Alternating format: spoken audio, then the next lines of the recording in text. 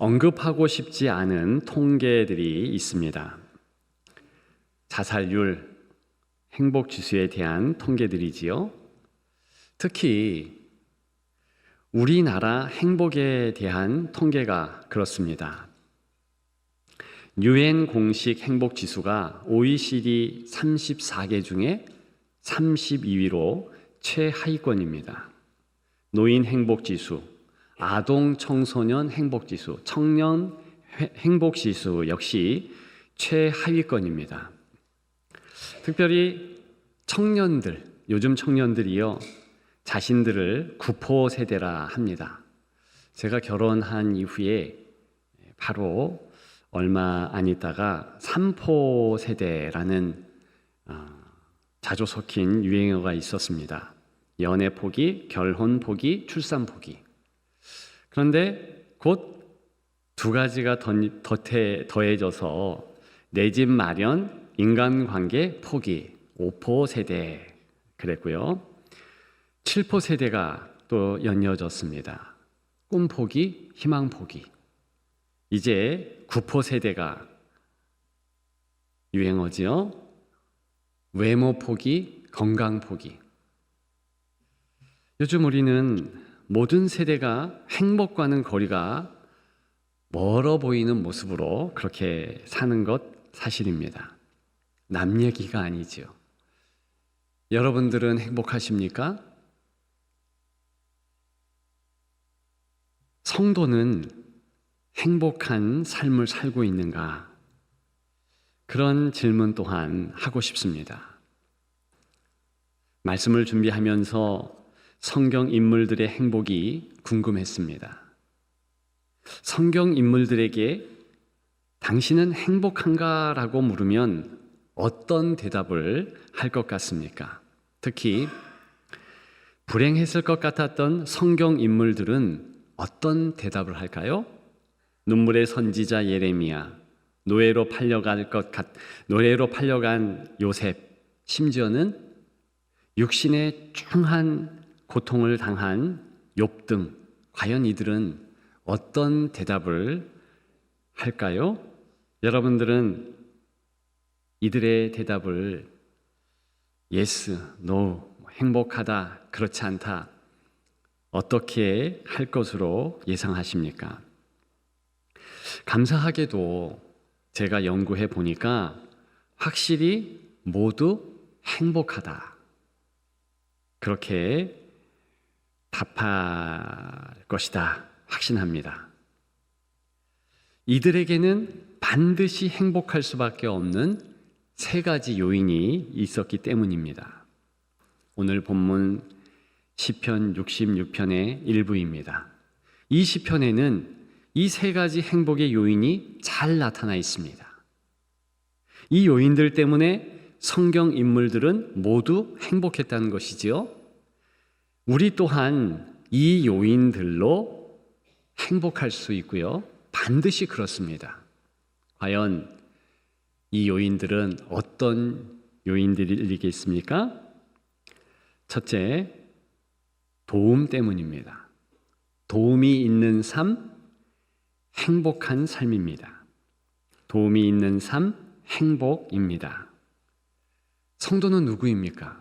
여러분들은 어떻게 성도를 규정하십니까? 그 정체성이 무엇입니까? 그것은 하나님의 절대 도움을 필요로 하는 사람들입니다. 저와 여러분 비롯해서 이 땅을 살아가는 많은 이들이 돈을 그렇게도 원합니다. 왜 돈을 좋아할까요? 도움이 된다고 믿기 때문입니다. 한번 말씀드린 적이 있지요. 우리나라 사람들은 물질적인 부유함, 즉 돈을 최상의 가치로 여깁니다. 미국의 퓨 리서치 센터가 17개국 19,000여 명에게 설문조사했습니다. 당신에게 성공은 무엇입니까? 그렇게 물은 것이지요. 다른 나라 14개국은 가족이 1위다. 가족이 있으면 성공한 것이다. 가족이 행복하면 괜찮다. 그렇게 답했습니다. 스페인은 건강이다 말했습니다. 노년이 되어도 내가 정신적으로 육적으로 건강하면 그게 성공한 것 아닌가? 그런 대답을 했습니다. 대만, 중국의 위협을 받고 있지요. 그래서 그랬을까요? 사회 안정이 이제 성공이다. 그렇게 대답을 했습니다. 우리는 압도적으로 물질적 부유함, 즉 돈 많이 버는 것이 성공이라고 답했습니다. 좀 씁쓸하지만 사실입니다. 그런데 저와 여러분들이 돈이 꼭 도움이 되는 것은 아니다라고 말해야 될 듯합니다. 잘 생각해 보십시오. 오히려 돈 때문에 가족 의가 상하고 돈 때문에 낭패 보기도 합니다. 돈이 많다고 해서 중환자실에 안 들어갔던 것도 아니고, 돈이 있다고 해서 자신의 수명을 그렇게 원하는 대로 늘리는 것도 아니고, 치매가 없게 한다는 등 그런 것이 아닙니다. 생명을 살 수 있게 할 수 있는 것도 아닙니다. 조금 편리하게는 하지요. 그것이 우리가 그토록 원하는 돈의 실상 아니겠습니까? 사실 성도에게 절대적으로 필요한 분, 하나님 아버지이시지요. 그래서 하나님의 도움이 내 삶에 가장 필요합니다 라고 고백하는 것이 성도라는 것입니다. 19절입니다. 하나님이 들으셨다. 반복합니다. 또 귀를 기울이셨다. 이렇게 말하고 있습니다. 이 귀를 기울였다. 하나님이 들으셨다. 그저 우리의 탄식, 아픔 이런 것을 귀담아 들었다. 그런 뜻이 아닙니다. 히브리 말로서 이런 식으로 서술되면 그 다음 행동을 포함하고 있는 겁니다. 왜 들으셨는가? 도와주기 위해서. 왜 들으셨는가? 우리에게 어떤 액션을 취하기 위해서 그렇게 하셨다는 것입니다. 이런 행동까지 연결된 것이 본문의 의미입니다. 즉, 들으셨으므로 반드시 도와주신다. 이것이 원뜻입니다. 하나님의 도움 정말 귀합니다. 그런데 하나님의 도우심은 참 좋은데 사람의 도움은 어떻습니까? 부끄럽게 여기는 것 사실입니다. 사람들에게 도움을 구하는 것을 수치스럽게 생각합니다. 자신의 능력이 부족하다라는 증거라고 여기기 때문입니다. 그런데 조금 더 생각해 보면 오늘 본문을 비롯해서 이렇게 하나님께서 귀를 기울이시고 도와주시는 가장 큰 방편은 사람의 손길을 통해서 도와주십니다. 사람 손을 통해서 역사하신다는 것입니다. 우리 주 예수 그리스도께서 공생애를 사실 때 종종 제자들의 도움을 구했습니다. 수시로 도움을 구했다는 것을 알 수 있습니다. 오병이어의 기적, 그 전에 제자들의 도움을 필요로 했습니다. 얘들아, 너희들이 가서 먹을 것을 찾아봐라. 제자들이 갑니다. 기껏 가져온 것이 보리떡 몇 개, 물고기 2마리 이거였잖아요.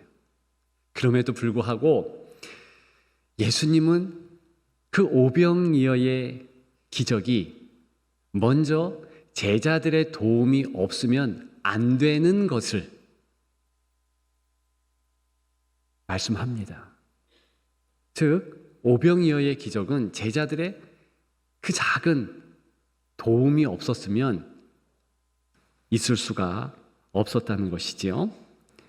그리고 마지막 예수님의 만찬 석상, 최후의 만찬, 그 자리도 제자들이 마련한 것입니다. 물론 예수님께서 어디 가면 이런 도움이 있다 말씀하셨지만 그럼에도 불구하고 그들이 움직이지 않았다면 최후의 만찬의 자리는 있지 않았을 것입니다. 겟세마네에서는 또 어떻습니까? 우리 예수님께서 제자들의 기도 도움을 요청하셨습니다. 잘 알다시피 제자들은요, 기도 한두 마디 했을까요? 그저 잠에 취하여서 피곤했기 때문에 그렇게 기도하지 못했습니다. 그럼에도 불구하고 기도가 필요하므로 도움을 구한 것이지요. 둘째는 감탄 때문입니다. 감탄이 있는 삶, 행복입니다. 하나님을 향한 감탄이 찬양 아니겠습니까? 20절에 보면 하나님을 찬송하리로다 그랬습니다.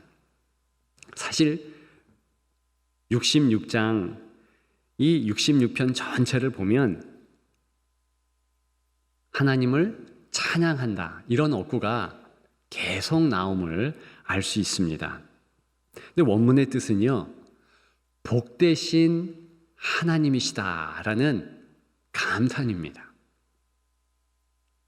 사실 우리가 알고 있는 성경의 익숙한 어구들은, 또 단어들은 다 10중 8구는요 감탄사입니다. 할렐루야, 대표적인 하나님을 향한 감탄이죠. 아멘, 감탄입니다. 에베네셀, 저는 이 에베네셀, 도움의 돌, 여기까지 하나님이 도와주셨다, 최고로 사랑합니다만 가만히 오늘 아침에도 생각해 보니까 하나님이 부족한 종 나를 붙잡으셔서 말씀을 준비케 하시고 어제 잠을 자게 하시고 또 그제 성령 충만한 은혜를 받게 하셨고 계속 한 주간에 하나님의 은혜가 빼곡히 가득하도록 인도해 주셨구나, 그것을 깨닫게 하셨습니다. 감탄으로 가득한 것이 저와 여러분들의 하나님 앞에서의 삶입니다. 감탄, 탄식, 한 글자 차이지요? 그런데 하나님께 감탄하기 이전에 보통 사람은 탄식이 먼저입니다. 제가 어릴 때 많이 불렀던 복음성가 중에 이런 복음성이 있어요. 지금도 많이 부릅니다. 사람을 보며 세상을 볼 때 만족함이 없었네. 나의 하나님 그분을 볼 때 나는 만족하였네. 사람과 세상을 볼 때 만족감이 없다, 탄식이 있다, 그 고백이지요. 자기 자신을 생각할 때도 무능함, 그리고 여러 환경에 좌절하는 것을 볼 때 탄식뿐이지요. 바로 그때 고개를 돌려 하나님을 바라보면 감탄하며 찬양이 절로 나올 수밖에 없다는 그런 고백 아니겠습니까? 찬양이 있을 때 넉넉히 이길 수 있습니다.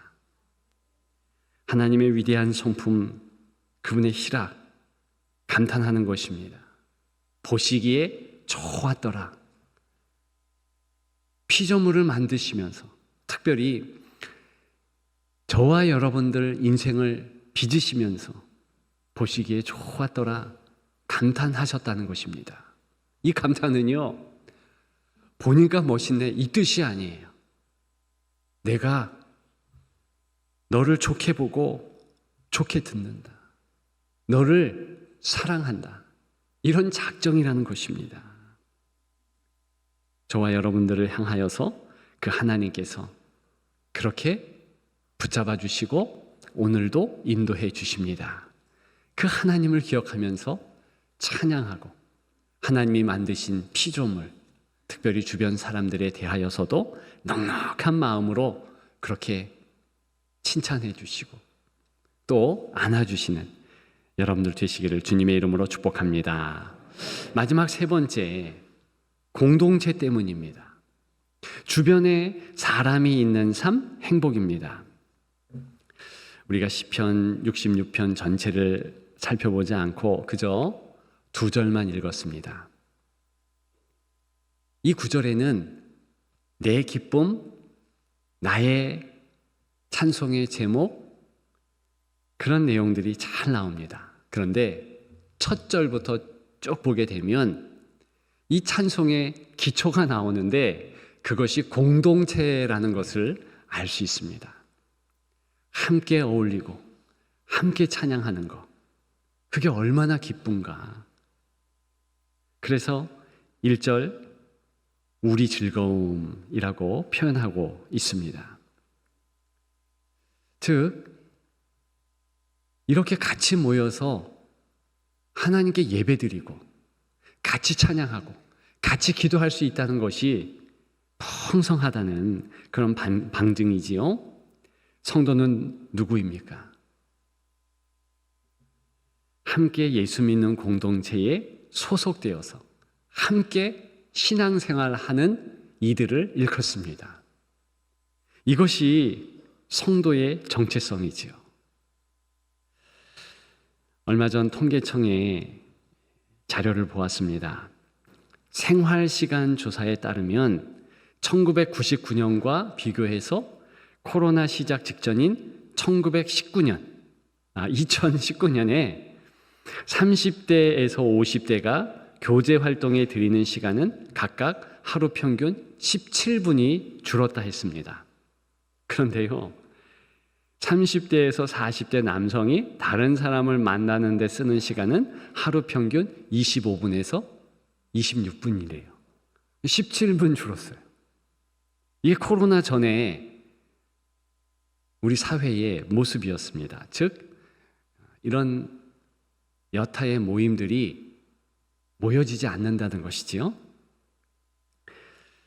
교회 공동체는 또한 어떻습니까? 공동체도 코로나 이전에도 잘 모이지 않는 것 사실이었습니다. 코로나 이후에 어떻습니까? 우리 사회의 많은 모임들이 다 폐쇄되었어요. 교회의 모임들도 마찬가지였습니다. 다행히 우리 교회는 그래도 모이기에 힘쓰는 그런 교회임이 분명하지만 그럼에도 불구하고 더 모이기에 힘써야 할 이유가 됩니다. 요즘에 성도 간의 신뢰가 무너졌다 합니다. 왜 그럴까요? 같이 모임이 없으니까. 같이 예배하고 같이 찬양하고 기도하는 것이 훨씬 더 전보다 적어지니 오해할 수밖에 없죠. 요즘에 자녀들이요, 부모들을 오해한다 하지요. 그 이유가 대화가 없대네요. 자녀들과 부모 간의 대화도 카톡으로 대신한대네요. 같이 모이고 대화하고 같이 함께 하는 것, 이것 자체가 귀한 하나님의 은혜라는 것이지요. 다윗을 생각해 보십시오. 생명의 위협 때문에 아둘람 굴이라는 곳에 도망했을 때 하나님이 어떻게 다윗을 도와주었습니까? 400명이 함께하는 공동체를 구성해서 하나님이 힘내게 하셨습니다. 그 어려울 때에 지은 시편이 시편 57편입니다. 그 8절에 보면 이 다윗이요, 내가 새벽을 깨우리로다, 그런 각오를 피력하고요, 실제 새벽을 깨워서 기도했다는 것을 알 수 있습니다. 그런데 혼자 일어나서 기도했을까요? 아니요. 일어나 보니 이미 그 신앙 좋은 나단 선지자가 먼저 기도하고 있었고요. 일어나 보니 많은 이들이 다윗을 위하여서 그 공동체를 위해서 기도하고 있었습니다. 그것이 사무엘상 22장에 잘 나타나고 있습니다. 우리도 그런 경험들을 하지요. 새벽에 몇 명은 안 나왔을 것이다 라는 예상을 가지고 새벽 기도에 나오는 것이지요. 그런데 이미 많은 성도들이 기도하기 위해서 나온 거예요. 그리고 그들이 참으로 공동체를 위해서, 그 공동체에는 나도 소속된 거 아닙니까? 마음을 다해서 기도하는 그 모습을 보면서 같이 뜨거워지는 거예요. 같이 은혜를 받는 것입니다. 사실 성령께서 운행하시는 것은 바로 그와 같은 모임입니다. 그래서 내가 신앙이 좋던 안 좋던 공동체의 모임에 가는 것은 성도라면 반드시 의무적인 것입니다. 내가 참여하는 공동체에 의미를 두는 것, 그 자체가 행복의 기초라고 합니다. 요즘에 많은 행복학자들이 이구동성으로 이야기하는 부분이 그 부분이에요. 참여하고 의미를 부여하면, 그러면 즐거움을 따르는 그 쾌락, 원하는 자보다 더 행복해진다. 그렇다고 즐거움을 따르지 말자 이런 건 아닙니다만, 즐거움과 그리고 의미 부여, 참여 이런 것들이 같이 가면서 우리는 지금 행복해질 수 있는 것입니다. 이제 말씀을 마치려고 합니다. 행복은 눈물이라는 정결한 샘가에 피어나는 한떨기 수선화입니다. 제가 말씀드린 세 가지 요인, 거기에 보면 눈물 자국이 가득하다는 것입니다. 먼저는 하나님의 눈물이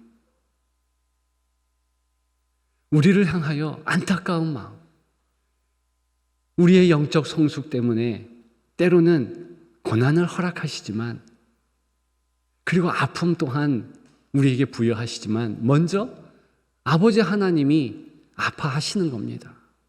그런 모습을 예수 그리스도의 눈물을 통해서 우리가 알 수 있습니다. 하나님께서 먼저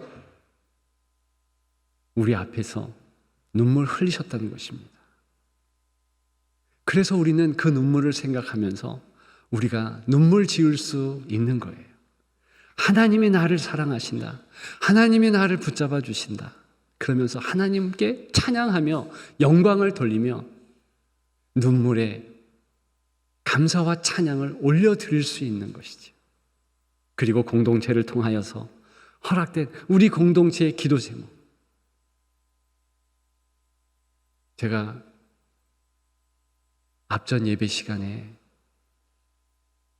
병상에 남편이 있어서 안타까워하는 그러한 집사님을 위하여 기도했습니다.